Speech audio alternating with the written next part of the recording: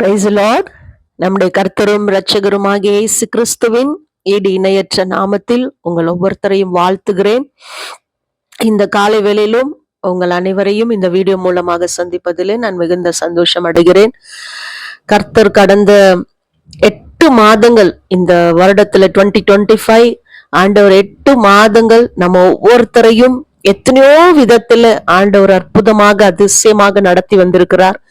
இந்த 8 மாதம் நம்ம பின்னாடி திரும்பி பார்த்தோம்னா ஒவ்வொருத்தருடைய வாழ்க்கையிலும் கர்த்தர் அநேக சாட்சிகளை ஏற்படுத்தி இருக்கிறார். அது நிஜம். இந்த 9வது மாதத்துல கூட நீங்களும் நானும் நிக்கிறோம்னு சொன்னா அது ஆண்டவருடைய கிருபை மட்டுமே. அவருடைய கிருபை இல்லாம நீங்களும் நானும் இந்த உலகத்துல ஒரு செகண்ட் கூட நம்மளால இருக்க முடியாது. எத்தனையோ நன்மைகளை நம்ம வாழ்க்கையில ஆண்டவர் ஒவ்வொரு நாளும் ஒவ்வொரு செகண்டும் ஆண்டவர் செய்து கொண்டே இருக்கிறார். இந்த புதிய மாதத்தை கூட காணும்படியாக தேவன் நம்ம ஒவ்வொருத்தருக்கும் பாராட்டின எல்லாவித கிருபைகளுக்காக நான் கர்த்தரை ஸ்தோத்திரிக்கிறேன். இந்த புதிய மாதத்தில கூட நம்ம வேதத்திலிருந்து ஒரு வசனத்தை நாம் தியானிக்கலாம். மத்தேயு எழுதின சுவிசேஷம் 14வது அதிகாரம் 19வது வசனம். அப்பொழுது அவர் ஜனங்களை புல்லின் மேல் பந்தி இருக்க கட்டளையிட்டு அந்த 5 அப்பங்களையும் அந்த 2 மீன்களையும் எடுத்து வானத்தை அண்ணாந்து பார்த்து ஆசீர்வதித்து அப்பங்களை பிட்டு சீஷர்களிடத்தில் கொடுத்தார். சீஷர்கள் ஜனங்களுக்கு கொடுத்தார்கள். மத்தேயு 14ஆம் அதிகாரத்திலே நாம் இந்த சம்பவத்தை பார்க்க முடியும். ஜனங்கள் வந்துட்டு ஆண்டவருடைய பிரசங்கத்தை கேட்கும்படியாக அந்த இடத்துல வரும்போது ஆண்டவர் கேட்கிறாரு, இவ்வளோ நேரம் ஆயிருச்சே, இப்ப இவங்களை எல்லாம் பட்டினியா அனுப்பி விடுறதுக்கு எனக்கு மனசு இல்ல, உங்ககிட்ட ஏதாவது இருக்குதா, உங்களுடைய போஜனத்துக்காக ஏற்பாடு பண்ணுங்கன்னு ஆண்டவர் கேட்கும்போது அப்ப சீசர்கள் சொல்றாங்க, எங்க கிட்ட இருக்கிறது வெறும் 5 அப்பமும் 2 மீனும் தான் அப்படின்னு சொல்றாங்க. ஆனா ஜனங்க பாத்தீங்கன்னா ஏராளமான ஜனங்கள் அந்த இடத்துல இருக்கிறாங்க. புருஷர்கள் மாத்திரமே 5000 புருஷர்கள் என்று அந்த வசனத்துல நாம் இருக்கிறத பார்க்கலாம். ஸ்திரீகளும் பிள்ளைகளும் தவிர சாப்பிட்ட புருஷர்கள் ஏறக்குறைய 5000 பேராய் இருந்தார்கள். அப்ப சாப்பிட்ட புருஷர்கள் மாத்திரம் அப்ராக்சிமேட்டா பாத்தீங்கன்னா 5000 பீப்புள் சாப்பிட்டு இருக்கிறாங்க அப்படின்னு. அப்ப ஜனங்க வந்துட்டு இது இல்லாம லேடிஸ், சில்ட்ரன்ஸ் அநேக பேர் அந்த இடத்துல கூடி இருக்கிறாங்க. ஆனா ஜனங்க அதிகம், ஆனா அங்க இருக்கிற ஆகாரம் பாத்தீங்கன்னா மிக மிக ரொம்ப லெஸ் ஆகாரம். 5 அப்பம் 2 மீன் தான் அந்த இடத்துல இருக்குது. அப்ப பாருங்க, நம்ம ஆண்டவர் சமூகத்துல ஆண்டவரை தேடி வரும்போது ஒரு விஷயம் நம்ம நல்லா புரிஞ்சுக்கணும். கர்த்தரிடத்துல வரும்போது ஆண்டவர் நம்மளுடைய தேவைகளை அறிந்த தேவனா இருக்கிறார். முதலாவது நம்ம ஆண்டவர் சமூகத்துல நாம் போய் அமரும் போதே ஒன்றை நாம் நன்றாக மனதுல வைத்துக் கொள்ளணும். நான் ஜெபிக்கிறதுக்கு முன்னாடியே, வேண்டிக் கொள்வதற்கு முன்னாடியே எனக்கு என்ன தேவைன்றது அவருக்கு தெரியும். வசனம் அப்படிதான் சொல்லுது இல்லைங்களா? நீங்க வேண்டிக் கொள்வதற்கு முன்பதாகவே உங்களுக்கு இன்னது தேவை என்று அப்புறம் அவர் அறிந்திருக்கிறார். அப்ப ஜெபத்துக்கு நாம போகும்போது என்னுடைய தேவை என்னன்னு அவருக்கு ஆண்டவருக்கு நிச்சயமாக தெரியும். இந்த உலகத்துல எத்தனையோ கோடிக்கணக்கான ஜனங்கள் இருக்கிறாங்க. ஒவ்வொருத்தருடைய தனிப்பட்ட தேவைகள் ஆண்டவருக்கு நன்றாகவே தெரியும். அப்ப கடவுள் சமூகத்துக்கு நாம போகும்போது நமக்கு ஒரு அறிவு இருக்க வேண்டும். ஆண்டவருக்கு என்னுடைய பிரச்சனை தெரியும், ஆண்டவருக்கு என்னுடைய தேவை என்னன்னு தெரியும், ஆண்டவருக்கு என்னுடைய சூழ்நிலைகள் என்னன்னு நல்லாவே தெரியும். ஆண்டவர் சமூகத்துல நான் போகும்போது கர்த்தர் என்னை ஒரு நாள் வெறுமையா அனுப்பி விடுகிற தேவன் அல்ல, என்னை திருப்தியாக்கி நடத்துகிற தேவன். ஆமென். நம்ம கடவுள் சமூகத்துல போகும்போது இந்த மாதிரியான ஒரு எண்ணங்களை எல்லாம் நமக்குள்ள வளர்த்து கொள்ள வேண்டியது மிக மிக அவசியமா இருக்கிறது. ஏன்னா நம்ம ஆராதிக்கிற தேவன் நல்லவரும் அவர் நன்மை செய்கிற தேவனுமாய் இருக்கிறார்.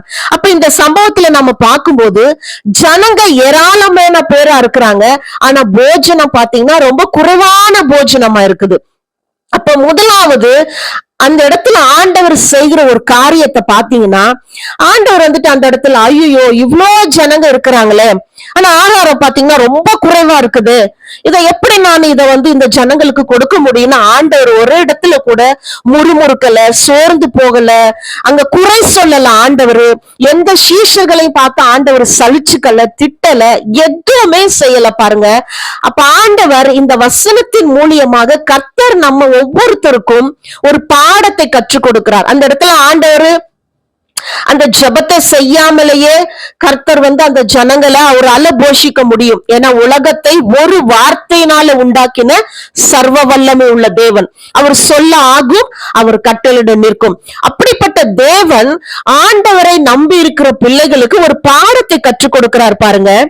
ஆண்டவர் அந்த 19வது வசனம் சொல்லுகிறது, அந்த 5 அப்பங்களையும் அந்த 2 மீன்களையும் எடுத்து வானத்தை அண்ணாந்து பார்த்து, அப்போ ஆண்டவர் பாருங்க, அவருடைய கண்கள் இந்த ஆகாரத்தின் மேலேயோ இல்ல சுற்றி இருக்கிற சூழ்நிலைகள் மேலேயோ மனுஷர்கள் மேலேயோ சார்ந்தில்ல, வானத்தை, பிதாவாகிய தேவனை நோக்கி பார்க்கிறவராக ஆண்டவர் இருக்கிறார்.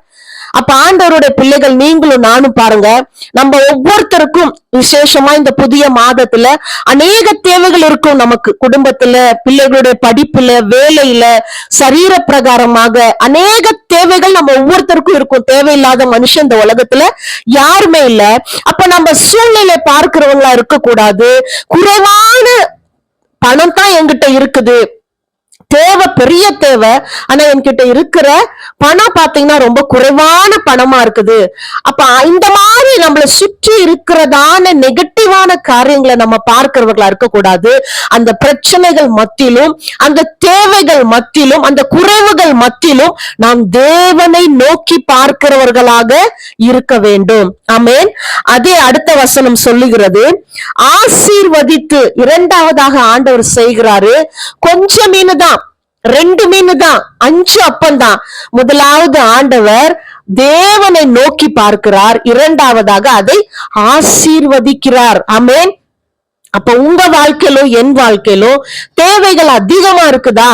ஆனா நம்ம கிட்ட இருக்கிற பொருள், பணமா இருக்கட்டும், எதுவா வேணாலும், உங்கள் சரீரத்துல பலவீனமா இருக்கட்டும், எதுவா இருக்கட்டும், அது குறைவாக காணப்படுகிறதா? நீங்க ஆண்டவருடைய பிள்ளைகள், ஆண்டவரை போல நம்ம இந்த பூமியில வாழ கற்றுக்கொள்ளணும். அப்போ ஆண்டவர் எப்படி அந்த குறைவான காரியத்தை ஆசீர்வதித்தாரோ அதே போல உங்க சரீரத்துல பலனே இல்லாம இருக்கலாம், ஆரோக்கியம் குறைவா இருக்கலாம், பணம் குறைவா இருக்கலாம், தேவை பெருசா இருக்கலாம். அப்ப நீங்க அந்த காரியத்தை கர்த்தரிடத்துல கொண்டு வந்து முதலாவது அதை நீங்க ஆசீர்வதிக்கிறவர்களாக இருக்க வேண்டும். ஆமென். அப்போ முதலாவது நாம் இயேசுவை போல தேவைகள் மத்தியிலும், சூழ்நிலைகள் விரோதமாக இருக்கும் போதும், சரீரம் பலவீனமா இருக்கும் போதும், சுகவீனமா இருக்கும் போதும், அந்த சூழ்நிலைகளை அல்ல நாம் பெரிதாக பார்க்கிறவர்களாக இருக்கக்கூடாது. அதன் மத்தியில தேவனை நோக்கி பார்க்கிறவர்களாக இருக்க வேண்டும்.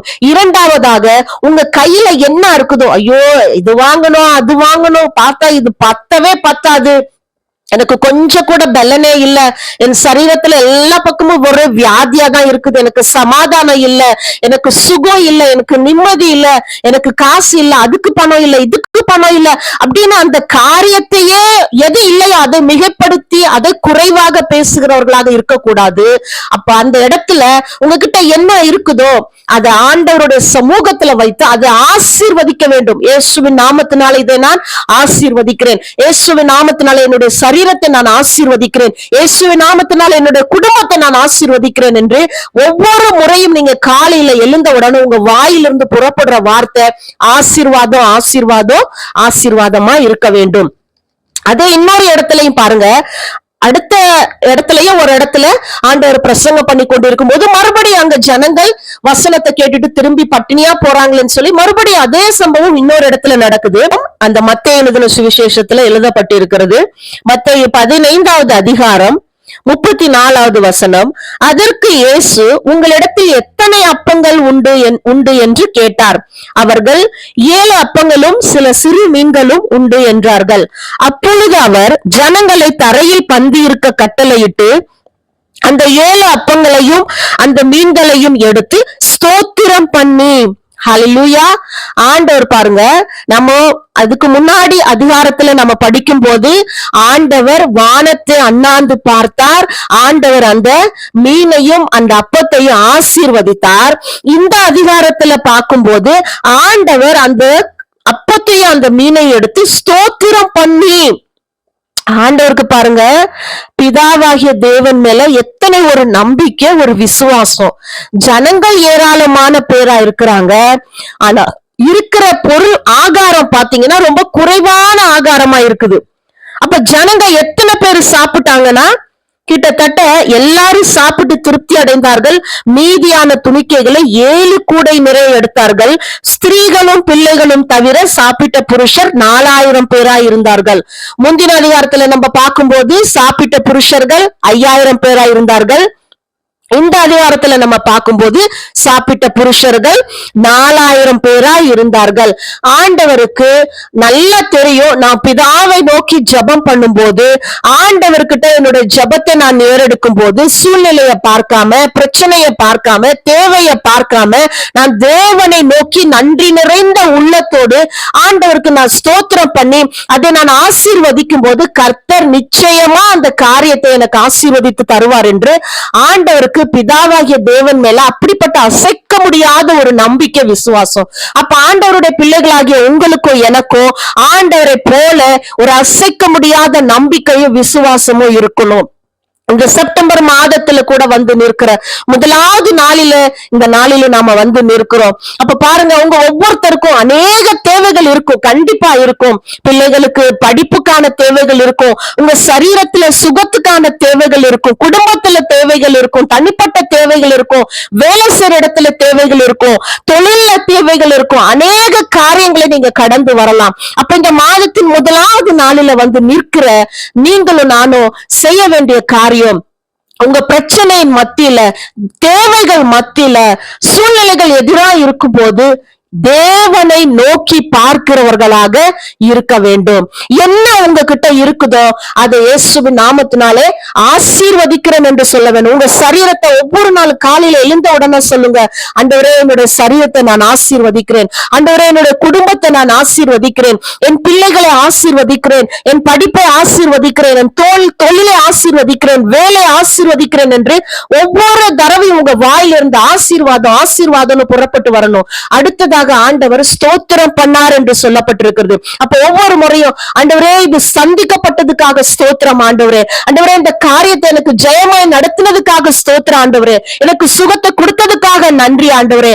அப்படி நீங்க ஒவ்வொரு முறையும் ஆண்டவருக்கு ஸ்தோத்திரம் பண்ணுகிறவர்களா இருக்க வேணும். ஆனா நீங்க பார்க்கும்போது அப்படி செய்யும் போது இம்மீடியட்டா ஒருவேளை உங்களுக்கு அந்த காரியம் நடந்து முடிஞ்சதாக காணப்படாம இருக்கலாம். ஆனா உங்களுக்குள்ள ஒரு விசுவாசமும் நம்பிக்கையும் தேவன் மேல அப்படிப்பட்ட ஒரு விசுவாசம் உங்களுக்கு இருக்கும்போது கர்த்தர் நிச்சயமாகவே நம்ம வாசித்த அதிகாரத்தின்படியே ஆண்டவர் கொஞ்சம் காரியத்தை கொண்டு அநேக பேரை போஷித்து திருப்தியாக்கி மீதியானவைகளை எடுக்கும்படியாக ஆசீர்வதித்த தேவன் இன்றைக்கும் அவர் உயிருள்ள தேவனா இருக்கிறார். ஆமென். நம்மளுடைய தேவன் பெருக்கத்தின் தேவன். நாம் ஆராதிக்கிற கர்த்தர் ஆசீர்வதிக்கிற கர்த்தர். நாம் ஆராதிக்கிற தேவன் தேவைகளை சந்திக்கிற தேவன். அவர் நாமம் யெகோவா ஈரே. அப்ப இந்த செப்டம்பர் மாதத்துல முதலாவது நாளில வந்து நிற்கிற நீங்களும் நானும் பிதாவை நோக்கி பார்க்கிறவர்களாக, தேவனை நோக்கி பார்க்கிறவர்களாக இருக்க வேண்டும். கொஞ்ச காரியம் தான் இருக்குதா, தேவை பெருசா இருக்குதா, அது ஆண்டவர் சமூகத்துல கொடுத்து அதை ஆசீர்வதிக்கிறவர்களாக இருக்கணும். முழு இருதயத்தோட கர்த்தருக்கு நன்றி உள்ளவர்களாக நாம இருக்க வேண்டும். ஸ்தோத்திரம் செய்யுங்க, எல்லாவற்றிலையும் ஆண்டவருக்கு ஸ்தோத்திரம் பண்ணிக்கிட்டே இருங்க, ஆண்டவரை மகிமைப்படுத்துங்க, விசுவாசத்தை ஒரு நாள் கைவிடாதீங்க. நம்ம வாசித்த அதிகாரத்துல கர்த்தர் செய்த அற்புதத்தின் படியே ஆண்டவர் இந்த செப்டம்பர் மாதத்திலும் உங்க தேவைகள் எல்லாம் சந்திக்கப்பட்டு நீங்க மீதி எடுக்கும்படியாக கர்த்தர் ஒரு அதிசயத்தை உங்க வாழ்க்கையில காண செய்வார். அது சரீரத்தின் தேவைகளா இருக்கலாம், தனிப்பட்ட தேவையா இருக்கலாம், குடும்பத்தின் தேவைகளா இருக்கலாம், பிள்ளைகளோட தேவைகளா இருக்கலாம்.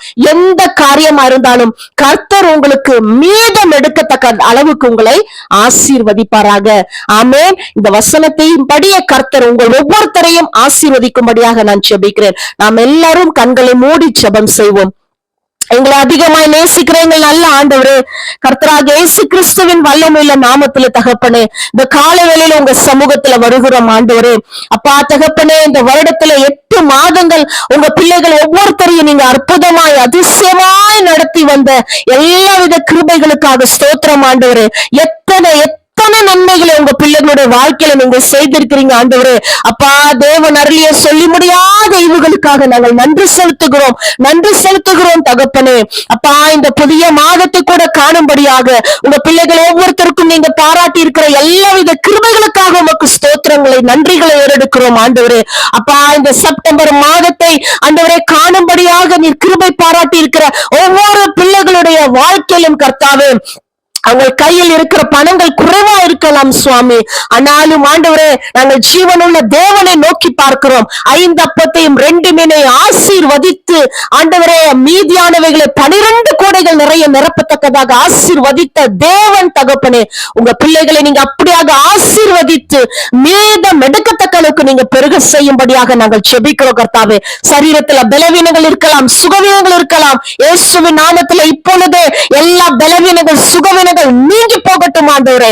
அப்பா, இந்த செப்டம்பர் மாதத்திலே ஒவ்வொரு சரீரத்தின் பலவீனத்திலிருந்து வியாதியிலிருந்து பரிபூர்ண சுகம் விடுதலை இயேசுவின் நாமத்திலே உண்டாகும்படியாக நாங்கள் செபிக்கிறோம். நாங்கள் ஆராதிக்கிற எங்கள் தேவன் நீர் குறைவின் தேவன் அல்ல, நீர் நிறைவின் தேவனாய் இருக்கிறீர் சுவாமி. யெகோவா ஈரே, உங்க பிள்ளைகளுடைய ஒவ்வொரு காரியத்தையும் கர்த்தர் பொறுப்பேற்று நல்ல தகப்பன் நீர் ஆண்டவரே நன்மையானவைகளை செய்யும்படியாக நாங்கள் செபிக்கிறோம் தகப்பனே. அப்பா, இந்த நாளில் உங்க பிள்ளைகள் கடந்து செல்லுகிற ஒவ்வொரு காரியத்திலும் செய்கிற ஒவ்வொரு காரியத்திலும் கர்த்தருடைய கரம் கூட இருந்து ஆசீர்வாதத்தையும் நன்மைகளையும் அளிக்கும்படியாக நாங்கள் செபிக்கிறோம். இந்த மாதம் முழுவதும் இருக்கிற எல்லா தேவைகளையும் நீர் சந்திப்பீராக, ஆசீர்வதிப்பீராக, பெருக செய்வீராக. இயேசு கிறிஸ்துவின் வல்லமையுள்ள நாமத்தில் ஆசீர்வதித்து ஜெபிக்கிறோம் எங்கள் ஜீவனுள்ள நல்ல பிதாவே. ஆமென், ஆமென். May God bless you. You are blessed in Christ.